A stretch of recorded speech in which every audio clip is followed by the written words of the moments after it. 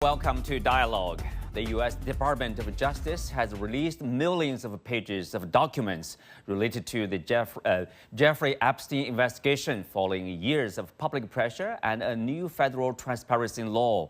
The files raise fresh questions not only about Epstein himself, but about how power, influence, and accountability operate when crimes involve elite networks and institutional failures.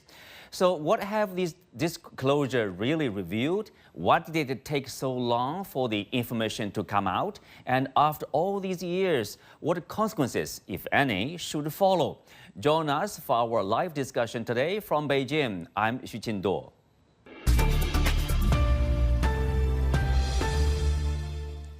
Joining me today are Gene Rossi, former federal prosecutor, and Joseph Gregory Mahoney, professor of politics from East China Normal University. And later on, we have Radhika Desai, director of Geopolitical Economy Research Group. Well, welcome to the show. I will start with Mr. Rossi. So, I mean, a lot of people have been reading, still reading, I guess, because new material are coming out.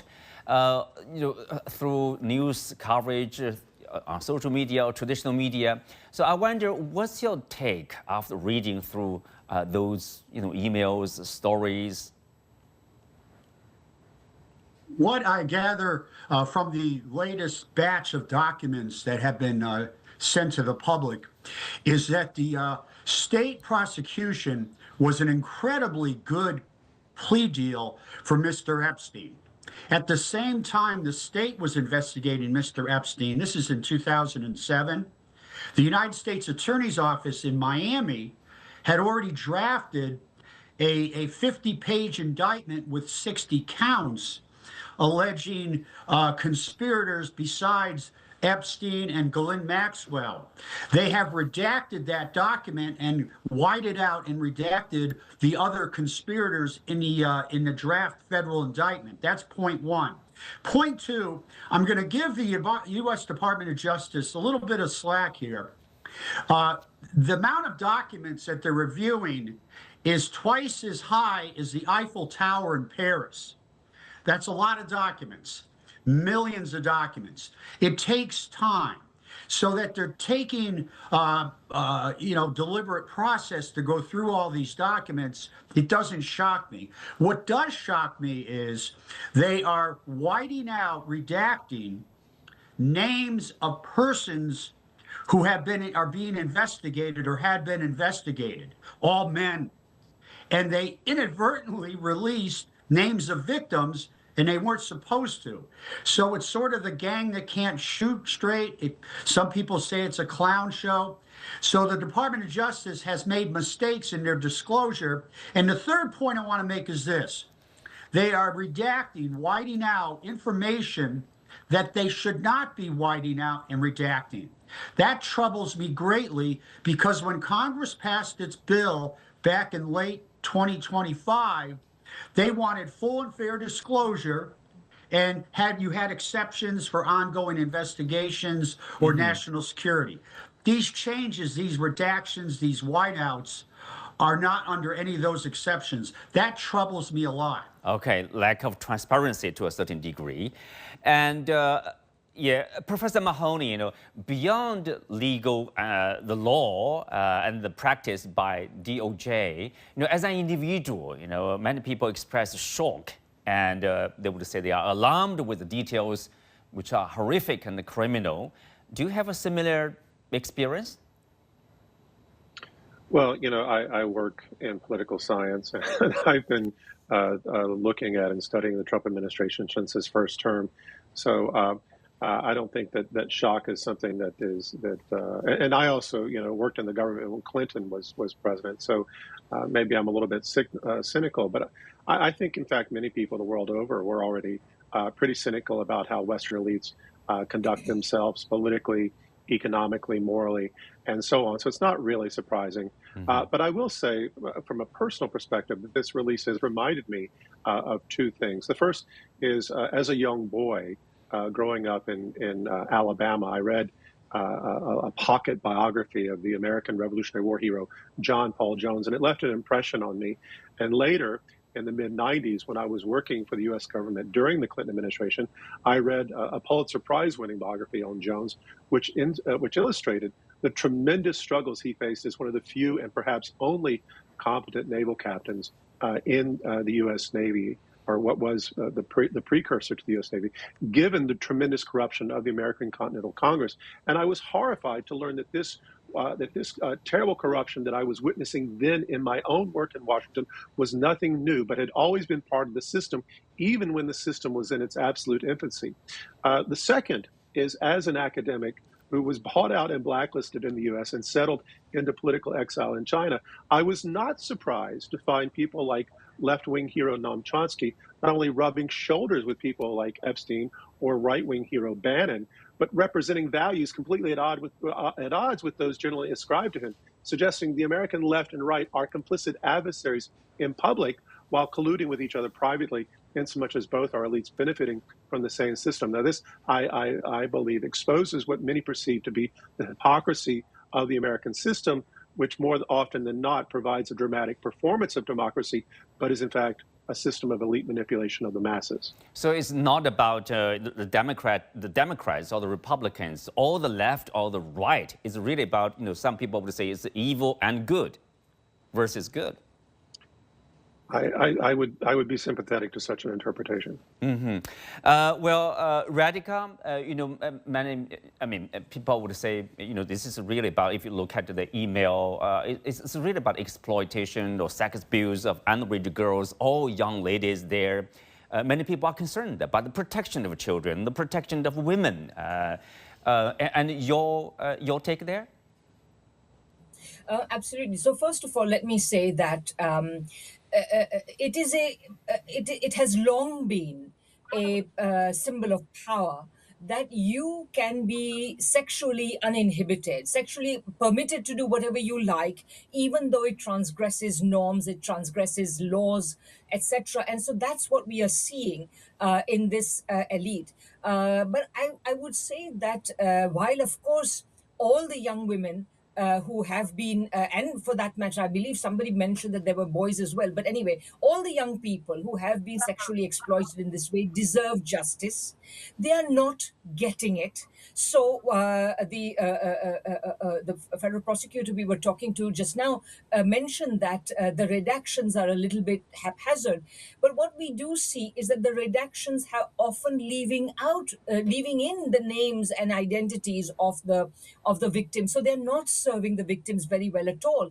And I think this is a matter of major concern. But at the same time, we should put this victimization and the demand for justice for the victims in the wider context that Joseph was just mentioning, which is the context of a corrupt elite. I mean, as a republic that was created in order to be a white republic against the indigenous population of the Americas, against the slaves, and so on. It was always an elite affair, even though over time it got democratized in the sense of giving every adult a vote. But over the past 4 or 5 decades under neoliberalism, inequality has become even greater.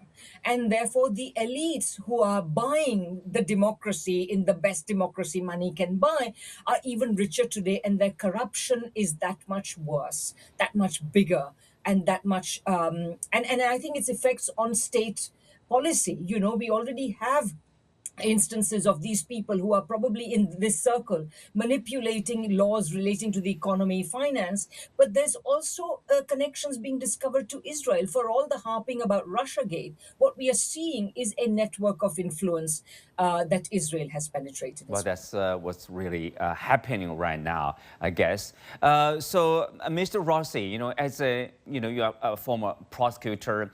Of course, it was released, 300 million pages were released in line with this law, transparency law, passed by the Congress. But still, it's only half of these all documents.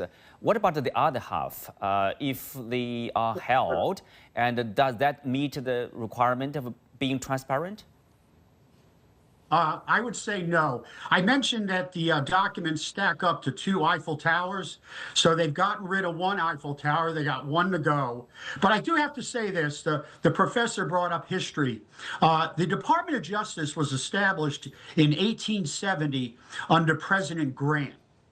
And I'm not a professor of history, but I do know this.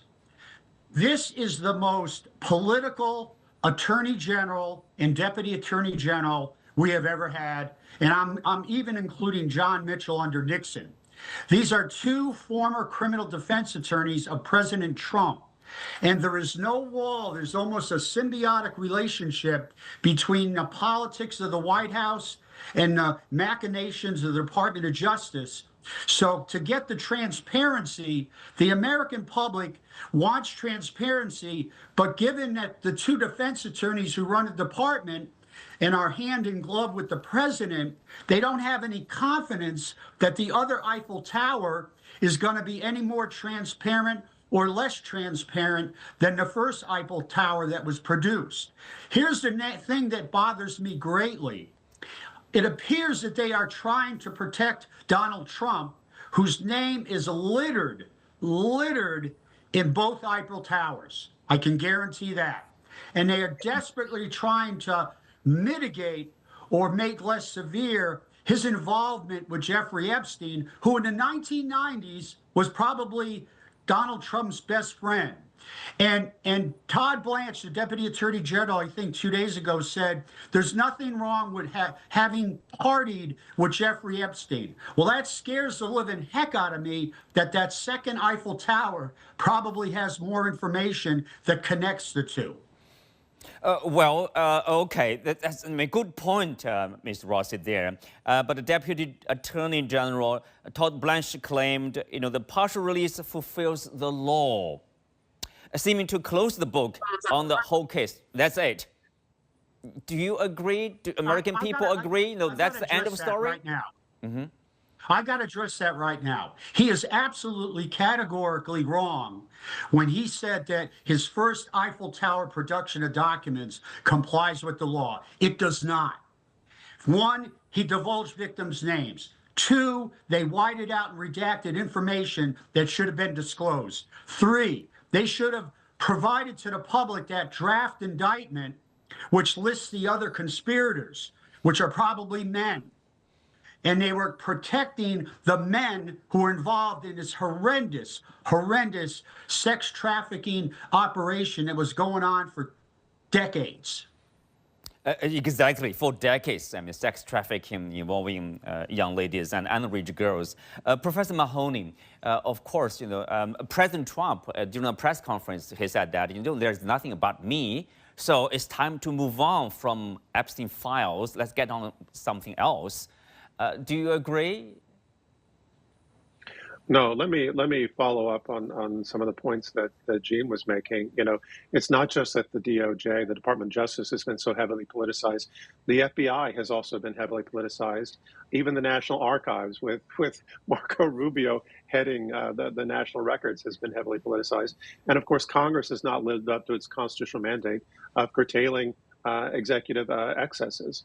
And because, as has been stated, because the president has been repeatedly implicated in possibly inappropriate relations, up to being compromised by a foreign government, not just with Epstein, but via a foreign government. I don't think we can ever trust this government to give us a fair and honest accounting. And in fact, I think this is the ultimate conclusion that many have already reached. And it doesn't matter if we even get the next Eiffel Tower, there will still be this deep suspicion that a lot of material has been hidden or not fully accounted for. That said, I think the fact of the matter is that Trump, during the campaign, he created the expectation that a list existed, and perhaps one did or does, maybe the indictment, or something else. But what we find in the current mess are a lot of vague associations, a lot of redactions, even some rather sordid contexts that point to questionable, if not illegal behaviors, but not much that a well-paid lawyer couldn't easily outflank should someone raise these issues in court. That said, again, I don't think that even if we had all the materials that people have any confidence in the system now, and it has already fallen victim to tremendous conspiracy theories, which will always be impossible to prove, but also always provide people, I think, with wiggle room to claim that they have nothing to hide. If you go back a little bit, Professor Mahoney, of course, it's under President Trump. Let's give him the credit, which his government released the file partially, but it's better than, say, before that, the 4 years of the Democratic government and Joe Biden. Why did they hold the documents?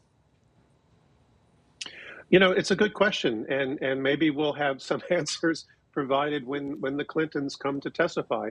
Maybe we will see that there are indeed a lot of people on both sides of the political aisle that are going to be fundamentally compromised.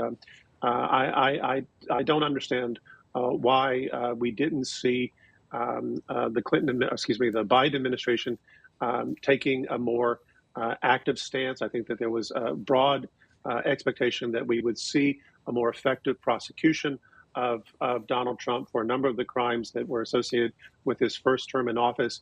And those didn't happen for whatever reason. And now they've been buried through executive privilege and the fact that he controls much of the federal government and the capacity to prosecute. So I don't know why. I don't know why the Biden administration didn't divulge unless they were themselves likely to be implicated. Yeah, Mr. Rossi, go ahead. Yeah, I can answer that. Under the Biden administration, one, you didn't have a campaign promise. And two, under the Biden administration, you didn't have Congress passing a law saying you had to disclose it. So if you don't have that, the DOJ policy and custom and practice, because I was a federal prosecutor for almost 30 years, the practice is once you close an investigation, you're not going to release that to the public. And so that's the custom and practice of the Department of Justice in any investigation, regardless of how small it is. Here, we have a congressional statute act that says you have to disclose it with certain exceptions. So that's the big difference as to why the Biden administration did not disclose what's been disclosed now, the first Eiffel Tower. A good explanation there. Yes, indeed, there are differences there.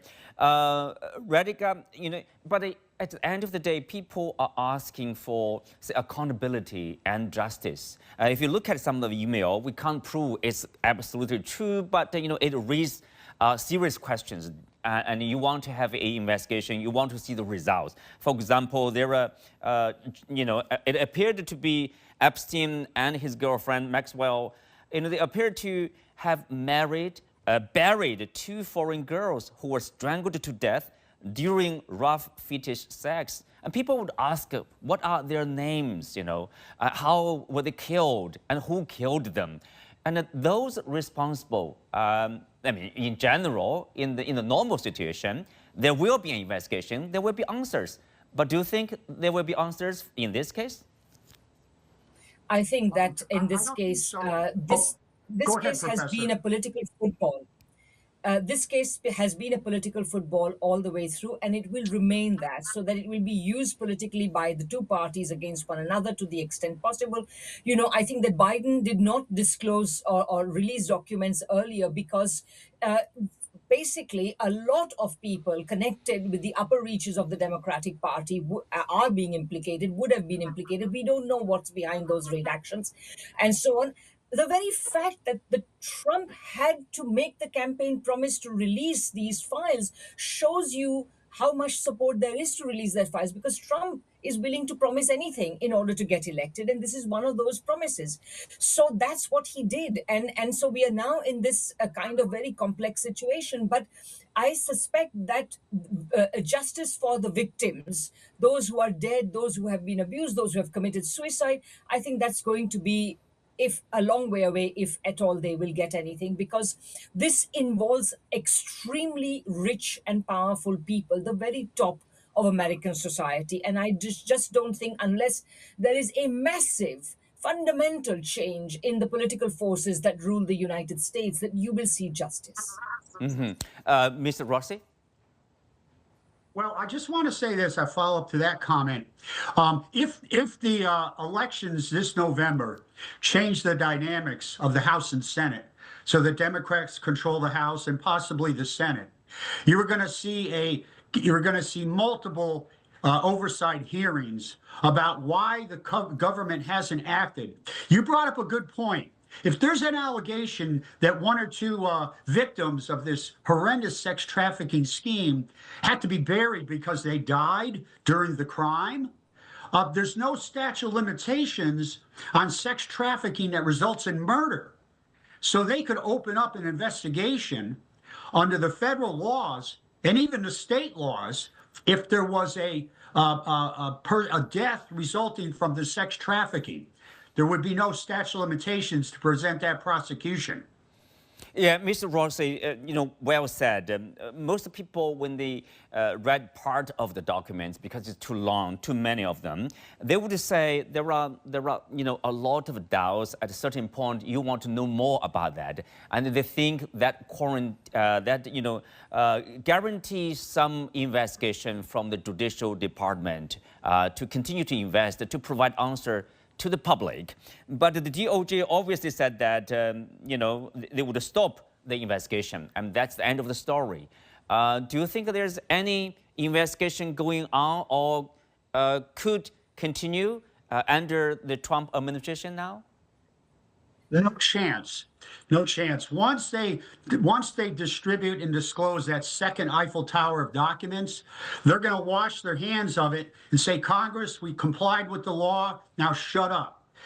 That's all the transparency you're going to get. If Congress is not satisfied, they may go into federal court and make a motion or move to hold the Department of Justice, the Attorney General, in contempt because she hasn't faithfully complied with the law. But in terms of this current administration, this Attorney General, Pam Bondi, who's hand in glove with the president, once they disclose the second batch of documents, they're going to say, that's it, we've complied with the law, we're not doing anything else.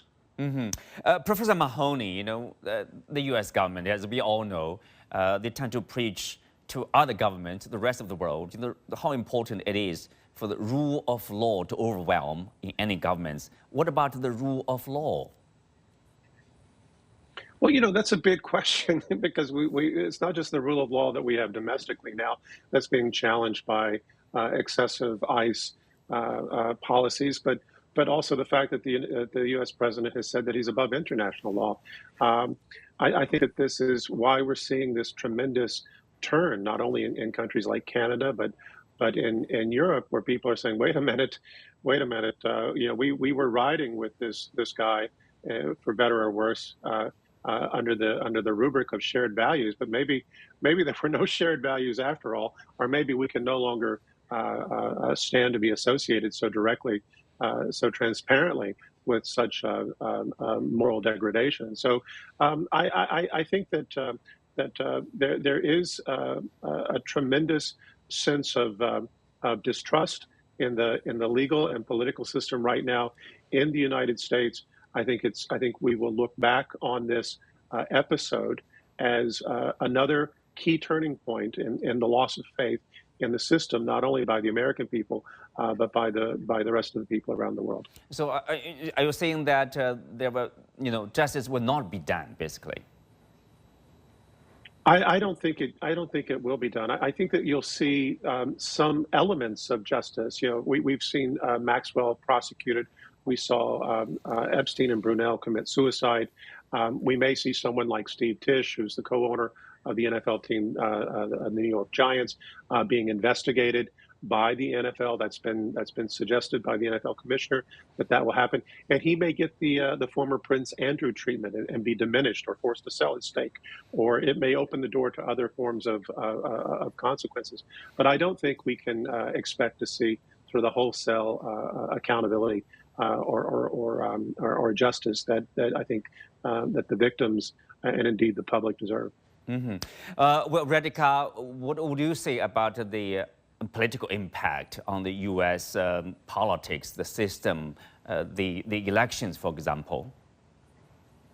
Well, I think this is going to, I mean, look, this represents another, Joe talked about decline of political trust, but the other side of that process is the decline in the quality of leadership in practically every Western country. The impact of this is not just confined to the United States. In Britain, what we are seeing is a situation in which this present government may well fall because of the implication of Peter Mandelson, who has been one of the most influential people within the Labour Party and who was appointed as the British ambassador to the United States, even though it was known that he was deeply involved with the Epstein circle and so on and so forth. So the political impact is going to be huge. And I think that this, as I say, represents a system in crisis which can only produce a very venal kind of political leadership. I mean, what has to go wrong in any society before people like Trump or Boris Johnson or whatever can be elected to power? And I think this is what we are looking at. And I think that the political impact is, well, it's huge, but you have to remember that it is part of a long-term process of decline. Well, to add to that, Radhika, if I may, you talk about the venality of the system. I think if we go back to an earlier point that you raised, and that was the extent to which this was an operation that maybe was being directed by a foreign government. I think one of the questions that we have to ask is, did the sexual exploitation of children on Epstein's island, was this part of the same system that killed scores of children in places like Gaza? Did the former help facilitate the latter? And if so, that's a level of depravity that we need to come to terms with. A very fine point. Thank you. Yeah, Mr. Rossi, as Radhika mentioned, some of the European elites got involved in this case. They either stepped back or stepped down from their position or apologized or, Prince Andrew, etc. But we haven't seen something like that in the U.S. In the U.S., elites involved in the Epstein case. Do you see any difference between the reaction from the two sides? I do see a difference, and it's called hypocrisy. A lot of the individuals who are mentioned in this Eiffel Tower production, Bill Gates, other billionaires, shame on them that they affiliated with Jeffrey Epstein, whose reputation, I want to focus on this. Everybody knew his reputation for many, many years, that he had this island and something in New Mexico. They knew that something strange was happening with Jeffrey Epstein, yet they still affiliated with him. I do want to go to the rule of law, and that goes to hypocrisy. We just arrested Venezuela President Maduro, brought him to the United States for a trial. One of the reasons we did that, and this gets to hypocrisy, is that Maduro was messing around with the elections, the voting. Donald Trump in the last week, on several occasions, has said that I may nationalize the voting process in November of this year. He, by fiat, without any justification, in violation of the United States Constitution, he's going to take over the voting booths. So he rearrested Maduro for doing the same thing that he's now ruminating about. That's called hypocrisy, and it puts a stake in the heart of the rule of law. Well, hypocrisy and, of course, the protection of the elites or protection of themselves and the lack of justice. That's a concern, I guess, for a lot of people. We will see what will happen as time goes on. With that, we come to the end for today's show. Many thanks to our guests. You can also find us on the CGTN app on YouTube. I'm Xu Qinduo. Thanks for being with us. See you next time.